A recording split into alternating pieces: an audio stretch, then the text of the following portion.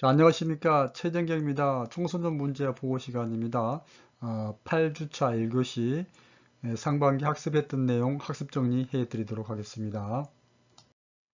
자, 이번 시간 학습 정리할 내용 목차를 통해서 알아보도록 하겠습니다. 자, 5주차, 6주차, 7주차에 학습했던 내용입니다. 청소년 비행 문제와 대책, 청소년의 학교 부족응과 학업 중단, 그리고 직전 7주차 했던 가출 청소년 문제 및 대책입니다. 자, 여러분께서 매 시간 수업이 끝나면 제가 학습 정리를 해 드렸었는데요. 그 학습 정리했던 내용을 다시 편집해서 정리해 드리도록 하겠습니다. 자, 이 시간 학습한 내용 학습 정리해 드리도록 하겠습니다. 자, 소년 범죄 현황에 대해서 말씀을 드렸는데요. 2019년 자료를 보면은 전체 범죄자 175만 중에 6만 6천여 명이 소년 범죄자입니다. 전체 범죄자 가운데서 3.8%를 차지하고 있고요. 범죄 유형으로는 재산 범죄가 가장 많았습니다. 뭐 강도, 절도, 사기 이런 재산범죄가 많았고, 그 다음에 강력범죄, 또 강력 흉악범죄가 그 순서대로 나타나고 있습니다. 자, 이번 슬라이드 내용은 앞에서 보셨고요. 다음 슬라이드 보겠습니다. 청소년 흡연 및 음주 현황이 전반적으로 감소하는 것을 알 수가 있습니다. 자, 흡연율이 2.3포인트 감소했고요. 음주율도 4.3% 감소했습니다.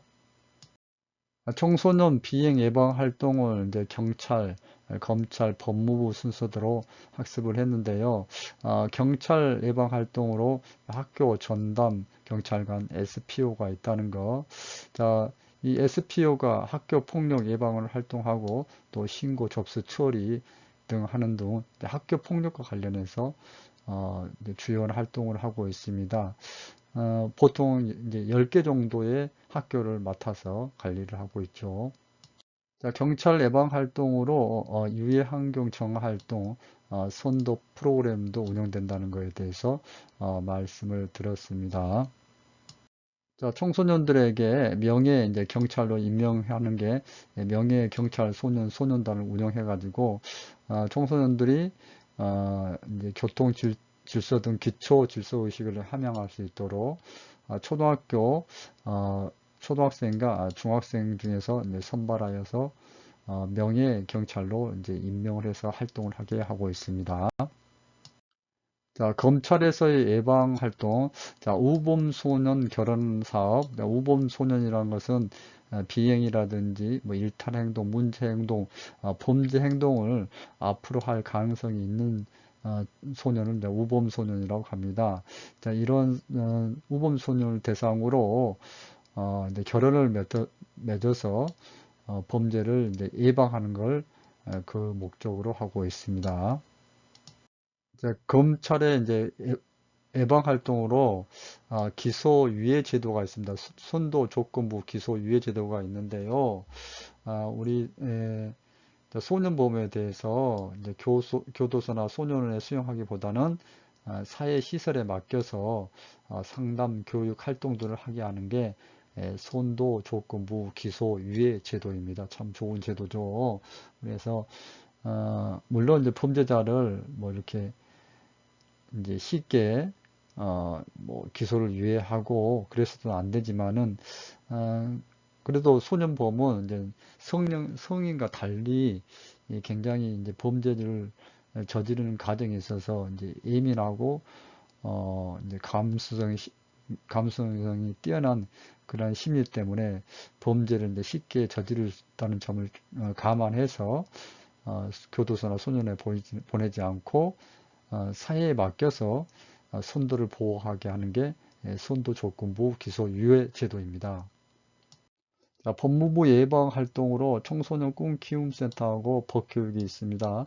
청소년 꿈키움 센터는 이제 비행 예방 센터라고 생각하시면 되겠고요. 전국적으로 한 16개가 있어가지고 청소년들의 이제 비행 예방을 위한 선도 교육 활동을 하는 공간이 청소년 꿈 키움 센터이고 이제 법무부에서 관할한다는 거 기억하시면 되겠습니다. 자, 교육을 통해서 법 교육을 통해서 청소년 범죄 및 비행을 예방하는 게 법 교육입니다. 청소년 비행을 예방하기 위해서 이제 가정에서 부모님들이 상담에 직접 참여하거나 아니면 부모 교육을 받도록 적극적으로 주변에서 제안을 해야 되겠고요.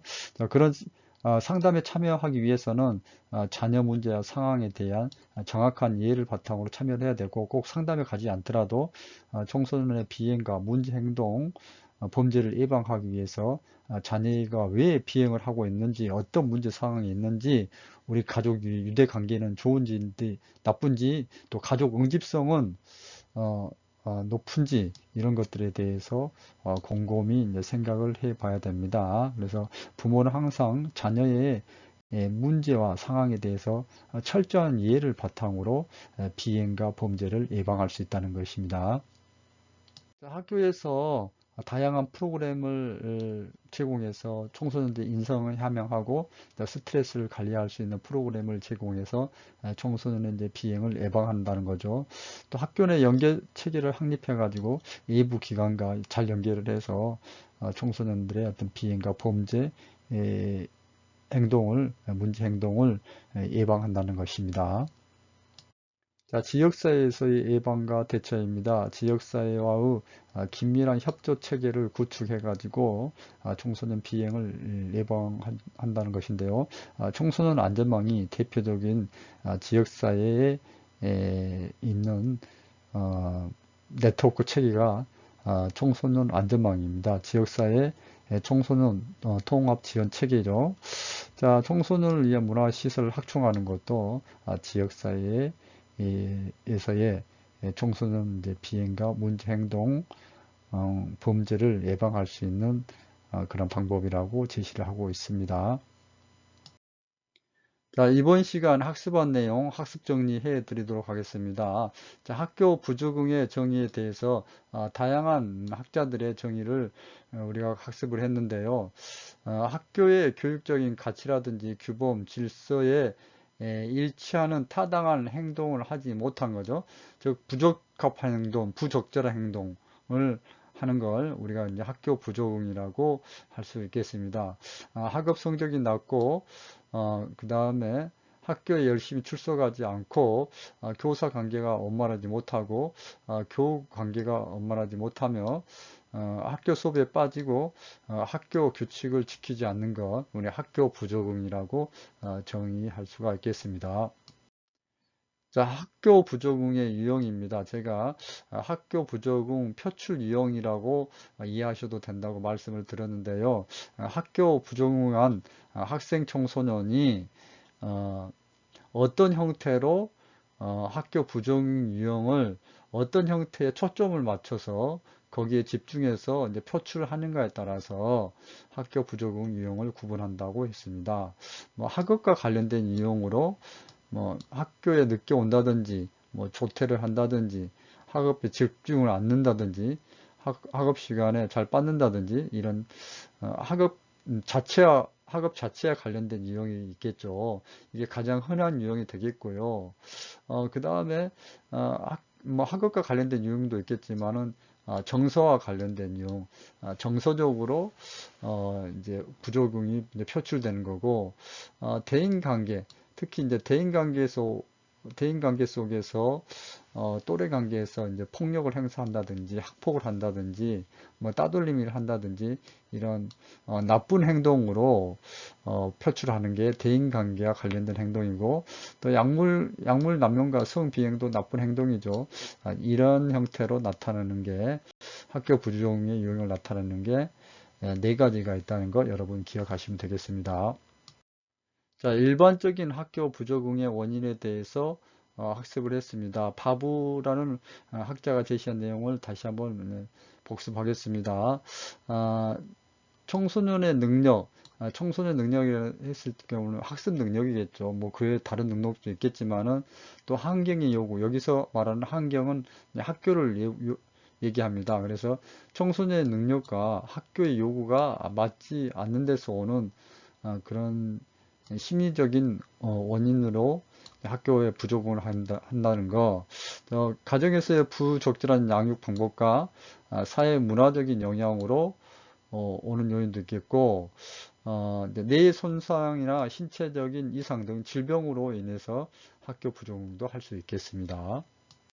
자, 체계별 학교 부족의 원인에 대해서 말씀을 드렸는데요. 개인적인 원인, 개인 체계 차원에서는 신체적인 결함 있고 신체적인 원인, 지적 능력이라든지 학업 손치 능력, 언어 발달 수준, 자, 인지 발달과 관련된 원인, 자, 우울증, 시험 불안, 낮은 자존감, 낮은 사회성 등 이제 청소년 정서 발달과 관련된 부분으로 개인적 원인을 살펴보았습니다. 자, 가정적인 원인, 가정 체계의 원인에 대해서 보겠습니다. 구조적인 결손 가정이 학교 부족으로 이어진다는 것. 자, 다 그런 건 아닙니다. 여러분 꼭 염두에 두시기 바랍니다. 자, 부모하고 정서적인 유대 관계가 단절되었을 경우, 또 가정이 빈곤할 경우, 가정 폭력이 일어날 경우, 학교 부족을 할 수 있다는 거죠. 자, 학교 자체 차원의 원인을 보도록 하겠습니다. 자, 입시 중심의 지입식 교육은 우리 아이들에게 이기주의를 조장하고 좌절감과 패배감을 통한 낮은 자아존감을 형성하게 되어 비행을 일으키거나 학교 부족을 하게 됩니다. 자, 과도한 경쟁 속에서 아이들은 스트레스를 받고 실패감을 느끼고 학교 생활 적응에 어려움을 느끼게 됩니다. 자, 끝으로 이제 사회적인 원인입니다. 사회가 청소년기 되면 사회가 우리 청소년들에게 많은 영향을 미치게 됩니다. 그래서 지역사회와 상호작용이 원만해지는데, 지역사회로부터 좋은 영향을 받는 게 아니라 나쁜 영향을 더 많이 받는다는 거죠. 자, 부정적인 측면의 영향이 크다고 할 수가 있습니다. 그래서 쾌락주의나 향락주의에 빠져서 이제 가치관의 변화가 이제 사회가 우리 청소년들한테 심어주는 거죠. 열심히 노력해서 뭐 돈도 벌고 사회생활을 하는 게 아니라 정당하지 못한 방법으로 이제 사회생활을 하는 그런 부정적인 측면의 영향을 받는다는 거죠. 그걸로 인해 가지고 잘못된 가치관을 형성하고 그런 것들을 통해 가지고 이제 학교 부적응을 하게 된다는 거죠. 학교를 왜 다녀? 학교 다니면서 뭐해? 이런 생각을 하게끔 만들어 준다는 거죠. 자, 이번 시간 학습한 내용 학습 정리합니다. 자, 학업 중단 청소년의 정의에 관하여 학습했습니다. 학업 중단 청소년은 어, 더 이상 학교를 다니지 않아 정규 교육 과정을 중단한 청소년입니다. 자, 교육부에서 인정한 정규 교육 과정을 중단한 청소년을 학업 중단 청소년이라고 얘기합니다. 자, 학교 밖 청소년 지원에 관한 법률에서 학교 밖 청소년을 정의를 하고 있는데 초등학교, 중학교에 입학한 후 3개월 이상 결석을 하거나 취약 의무를 위배한 청소년, 또 고등학교에서 재적 퇴학 처분 받거나 자퇴한 청소년, 또 고등학교에 아예 진학을 하지 아니한 청소년을 학교 밖 청소년이라고 정의하고 있습니다. 학업 중단 유형에 대해서 학습했습니다. 자발형, 탈학교형과 초학업형에 대해서 학습했고요. 비자발형으로 개인 부적응형과 환경 불가피형에 대해서 학습을 했습니다. 자, 학업 중단율을 보시면은요, 전체 이제 0.9%인데, 초등학교와 중학교는 0.7%고, 고등학생 비율이 이제 좀 가장 높게 나타났습니다. 1.6%로 나타났습니다. 자, 학업 중단 청소년 문제 학습했습니다. 심리적인 어려움을 겪고 있고요. 비행 행동이 증가하고 있다는 것, 그에 따른 사회적인 비용도 증가하고 있다는 것까지 말씀을 드렸습니다. 자, 학업 중단 청소년들은 니트적으로 전락할 가능성이 높게 나타났고요. 자, 일부 이제 노동에 참여하는 이제 학업 중단 청소년들도 자, 아르바이트나 이제 임시 일용직에 국한되어서 취업이 안정되어 있지 못하고 이제 소득이 낮고 고용이 이제 불안정한 상태로 지내고 있습니다.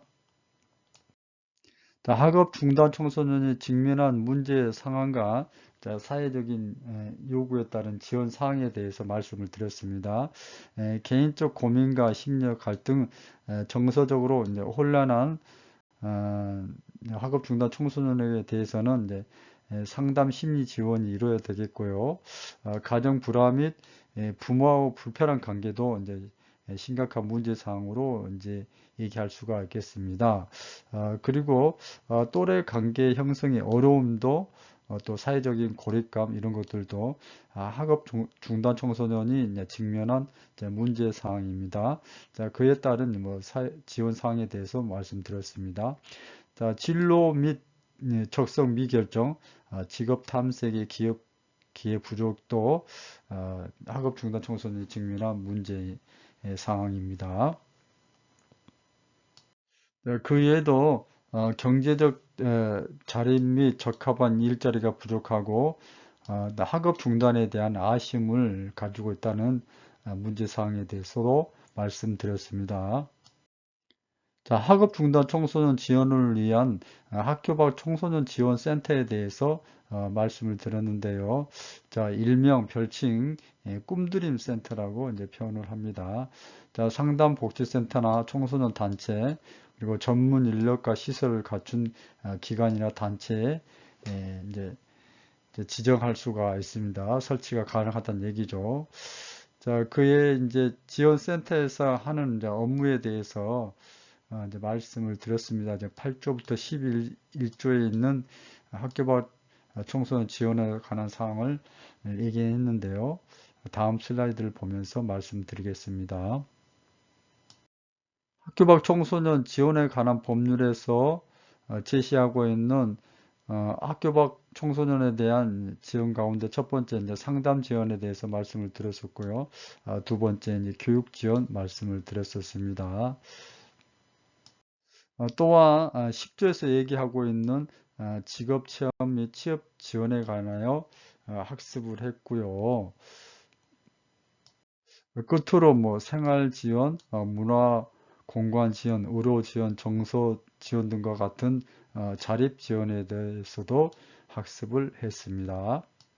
자, 이번 시간 청소년 가출에 대해서 학습했는데요. 학습 정리해 드리도록 하겠습니다. 자, 가출에 대한 개념, 사전적 의미를 살펴보았는데요. 가출은 이제 가정을 버리고 집을 나가는 것으로 이제 정리가 할 수가 있는데요. 청소년 기본법에서 9세부터 24세 이하를 청소년이라고 얘기하므로 9세에서 24세 9세 이상 24세 이하 청소년이 집을 버리고 나간 경우를 말할 수가 있겠습니다. 자, 이제 사전적인 의미였고요. 이제 학문적인 의미, 이제 학자들에 따라서 가출 기간이라든지 목적, 부모가 허락을 했는지 안 했는지 여부에 따라서 조금씩 다르게 이제 정의가 되고 있습니다.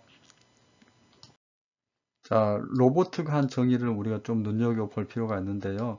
청소년이 부모나 보호자의 허락 없이 24시간 이상 집을 떠나서 지내는 것으로 정의를 하고 있습니다.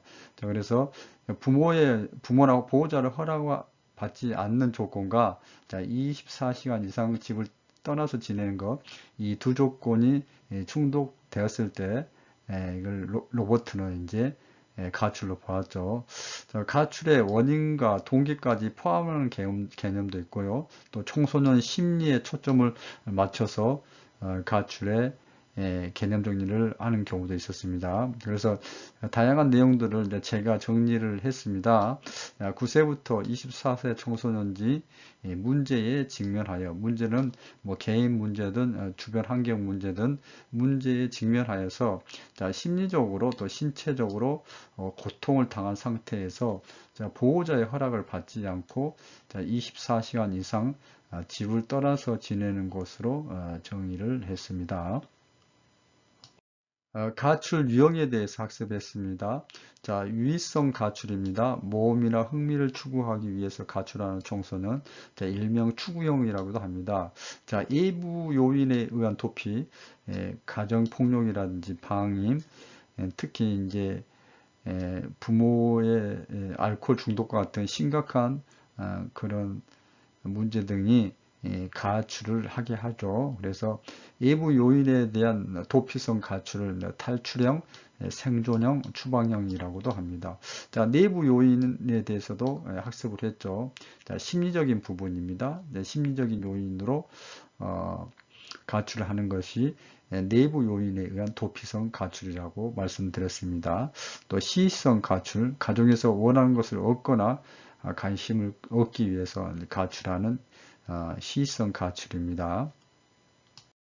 자, 목표 달성형 가출도 있습니다. 가족 문제나 심리적 문제 등 특별한 문제는 없으나 자기의 꿈이나 목표를 충족시키기 위해서 가출하는 경우가 있습니다. 자, 우리 이제 가출 유형에 따라서 이제 특성을 잘 이해하고 적합한 문제 해결 노력을 기울여야 된다는 거 말씀을 드렸습니다. 그런데 이제 도피성 가출 같은 경우에는 무턱대고 집으로만 복귀시키는 것이 이제 능사가 아니기 때문에 가출 유형에 따른 특성을 잘 이해하고 문제 해결을 노력을 기울여야 된다까지 말씀을 드렸습니다. 청소년 가출의 원인에 대해서 개인적인 요인에 대해서 설명드렸습니다. 가출 청소년들의 개인적인 특징은 반사회적인 성격과 우울 성향, 스트레스가 높고 자존감이 낮다는 것 설명드렸고요. 더불어서 가출 원인을 개인적인 요인으로만 접근할 경우 유사한 어떤 심리적 정서적 문제가 있으나 가출을 하지 않는 청소년들에 대해서는 설명하기가 어렵다는 것까지 말씀을 드렸습니다. 가정적인 요인에 대해서 학습했습니다. 가출의 원인의 핵심적인 게 가정적인 요인입니다. 그래서 가정적인 요인에 대한 선행 연구를 보면은 가족의 구조적인 결성과 부모의 정서적인 학대와 권위적인 태도, 그리고 이제 부모의 이제 소득 정도도 영향을 줍니다. 이제 경제적인 이제 수준에 따라서 가출을 하지 않는 청소년과 하는 청소년이 이제 차이가 난다는 거. 또 아버지와 의사소통이 잘 안 될 때 가출 충동이 높게 나타나고 가출로 이어지는 경우가 많이 있고, 부모들이 갈등이 심하고 부모의 양육 태도가 좋지 않거나 정서적으로 학대했을 경우도 가출로 이어집니다. 학교 요인에 대해서 설명을 했었는데요. 성적에 대한 부담감, 공부에 대한 거부감, 대한민국 청소년이면 누구나 느끼는 거죠. 자, 이러한 성적에 대한 부담감과 학교 공부에 대한 거부감이 이제 가출로 이어진다는 거죠. 자, 친구 요인입니다. 선행 연구에 따르면은 친구가 가출에 그다지 영향을 미치지 않지만은 또한 이제 다른 연구에서는 비행 또래가 많을수록 가출 가능성이 증가한다는 연구 결과도 나타난 것을 설명드렸습니다. 친구 요인을 설명하면서 차별 교제 이론, 차별 접촉 이론에 따른 가출에 대해서 이제 설명을 해드렸는데요. 자, 차별 접촉 이론, 차별 교제 이론은 범죄 행위가 학습된다고 했었죠. 그래서 특히 이제 친밀한 집단일수록 학습이 더 잘 이루어진다는 거죠. 그래서 이제 가족보다는 친구 집단을 범죄, 비행이라든지 일탈이라든지 문제 행동의 원천으로 이제 지목을 했고, 청소년 비행은 비행을 자주 저지르는 친구들과 자주 접촉할수록 실행에 옮겨질 가능성이 높고요. 자, 이러한 차별 교재 이론에 따라 가출을 이제 설명하면은 상습적으로 가출하는 친구들과 자주 교제할수록 가출을 감행할 가능성이 커진다고 말씀을 드렸습니다. 자, 가출 청소년 문제에 대해서 이제 끝으로 학습을 했는데요. 의식주 문제나 건강 문제로 인해서 가출 청소년들은 생존의 위협을 받고 있고, 어, 개인적인 심리적 어려움을 많이 느끼고 있다는 거 학습했습니다. 자아 존중감이 낮고, 우울과 불안 수준이 높고, 그 다음에 대인관계에서 예민하고 적대감을 가지고 있고 수동적이고 공격적인 태도를 보이고 있다는 것 말씀드렸습니다. 자, 가출 청소년들은 많은 범죄에 이제 피해를 보고 있고요. 교육이 단절된 상태입니다. 가출 후에 학교를 계속 다니는 것은 거의 불가능한 거죠. 그래서 교육 단절이 되어서 기본적인 학습의 기회가 박탈당하고 있다는 것까지 말씀을 드렸습니다. 자, 이번 시간에 학습한 내용 학습 정리해 드리도록 하겠습니다. 청소년 가출의 최근 경향에 대해서 말씀드렸는데요. 자, 예전에 비해서 가족 문제로 인한 가출이 증가하고 있다는 것. 자, 가족 문제가 주요한 청소년 가출의 원인이지만은 최근에 들어와서는 더욱더 가족 문제로 인하여 청소년들이 이제 가출을 하고 있다는 것에 대해서 말씀을 드렸습니다. 또한 학업 중단의 위험성도 더욱더 증가를 하고 있습니다. 따라서 가출 이후에 학업 중단율이 이제 계속적으로 이제 높아지고 있다는 거 말씀을 드렸고요. 청소년 가출 연령이 이제 고르게 이제 분포를 하고 있다고 설명해 드렸습니다. 또한 청소년 가출이 이제 반복적으로 이루어지고 또 장기 가출이 늘어나고 있다고 최근 경향에 대해서 설명을 해 드렸습니다. 자, 가출 경험 및 이유에 관하여 학습했는데요. 자, 2019년 초등학교 이제 4, 5학년 중고등학교 100명 중 4명은 최근 1년 이내에 가출한 적이 있다고 통계조사 결과 나타났습니다.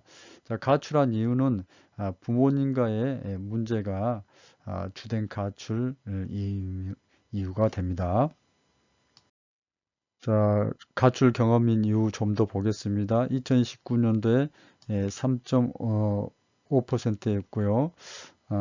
그리고 가출하는 이유, 부모님과의 문제, 그 다음으로 이제 학업 문제, 그 다음에 이제 친구들과 함께 하기 위해서, 그리고 가정의 경제적인 문제, 학교 문제 순으로 나타났습니다. 자, 기타 문제도 이제 꽤 차지하고 있죠. 자, 홈리스 청소년의 생활 주기 모델에 관하여 설명을 해 드렸습니다. 1단계는 이제 가출하는 게 1단계가 되겠죠.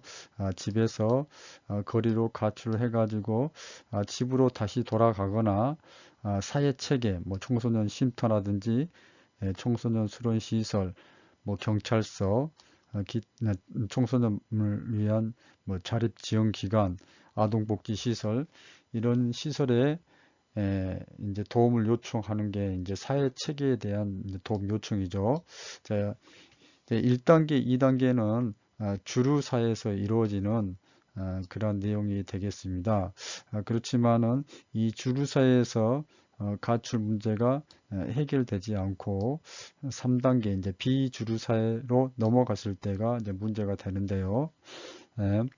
3단계는 이제 거리에서 사람들을 만나고 그 거리에서 만난 사람들과 이제 새로운 어떤 관계를 형성하면서 주류사에 대해서 거부를 하고 또 새로운 사람들을 만나면서 새로운 신념 체계를 형성하게 됩니다. 그러면서 새롭게 새로운 신념 체계, 새로운 사고 체계를 가지면서 거리의 생활을 합리화시켜 버립니다.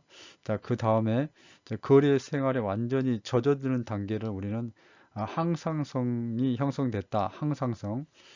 그 이제 가출 후에 이제 불균형 상태에서 이제 균형 상태로 이제 가출을 한다는 것은 내가 이제 불균형 상태에서 이제 가출이 이루어지는데, 이제 거리 생활을 하면서 이제 균형 상태가 됩니다. 그 균형 상태를 항상성 단계라고 합니다. 5단계에서 주류 사이에 대해서 대단한 불신을 하고 비주류 사이에 이제 동화가 이루어지는 거죠.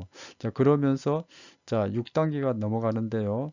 자, 6단계가 되면 이제 범죄에 노출되고 여러 가지 이제 거리에서 만났던 사람들 가출팸이라든지 또 이제 만났던 어른들하고 관계에서 이제 범죄에 노출이 되기도 하고 이제 불균형을 일으키게 됩니다. 이 불균형을 일으킨다는 것은 항상성이 깨졌다는 얘기죠. 그러면서 이제 거리 생활에 대해서 해이를 품게 되는데요. 이제 7단계가 되면은 이제 완전히 불균형 상태가 되고 기존에 이제 6단계야 이제 7단계 연장선상이죠. 완전한 불균형 상태가 되면서 현재 생활 방식, 즉 비주류 사이의 생활 방식에 대해서 의문을 하고 기존에 생활했던 주류 사회, 이제 주류 사회와 접촉을 다시 시도를 해서 주류 사회로 돌아가기를 복귀를 희망하는 게 이 모델의 이제 시사점입니다. 자, 가출 청소년에 대한 지원 체계 가운데 청소년 쉼터에 대해서 학습했는데요. 일시 쉼터에 대해서 학습을 했습니다. 자, 보호 기간이 자 24시간에서 7일 이내고요. 이제 일시 보호 및 거리 상담을 지원하게 됩니다. 자, 그 외에도 다양한 기능이 있고 주로 이제 차량 이동형 차량이나 아니면은 청소년 유동 지역에서 이제 고정형으로 이제 일시 쉼터를 운영하게 됩니다. 단기 쉼터입니다.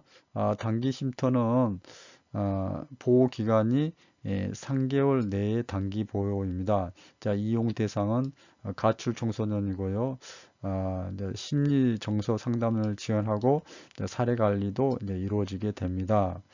자, 그리고 이제 저연령인 청소년 같은 경우에는 아동복지시설이나 아동보호기관 등의 이제 연계를 권장하고 지향점은 이제 보호하고 가정 및 이제 사회의 복귀가 단기 쉼터에서의 지향점입니다.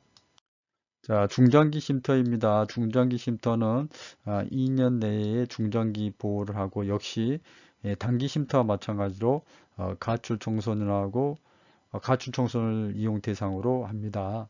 자, 이제 핵심 기능은 이제 자립 지원인데요. 뭐 상담 지원은 기본적으로 이루어지는 거고 자립 지원입니다. 자, 가정 복귀가 어렵거나 특별히 장기간 보호가 필요한 이제 유기 청소년을 대상으로 지원이 이루어지게 됩니다. 주로 이제 주택가에 위치해서 최종적인 지향점은 이제 자립 지원이라는 거 말씀을 드립니다. 자, 중장기 쉼터까지 말씀을 드렸습니다. 자, 청소년 쉼터는 2018년 기준으로 130여 곳에 있고요. 3만 2천여 명의 청소년들이 입소해서 이용을 했습니다. 자, 이상 8주차 1교시 그동안 학습했던 내용 일부 학습 정리해 드렸습니다. 여러분 대단히 수고하셨고요. 8주차 2교시 수시고사 시험도 잘 치르시기 바랍니다. 수고하셨습니다.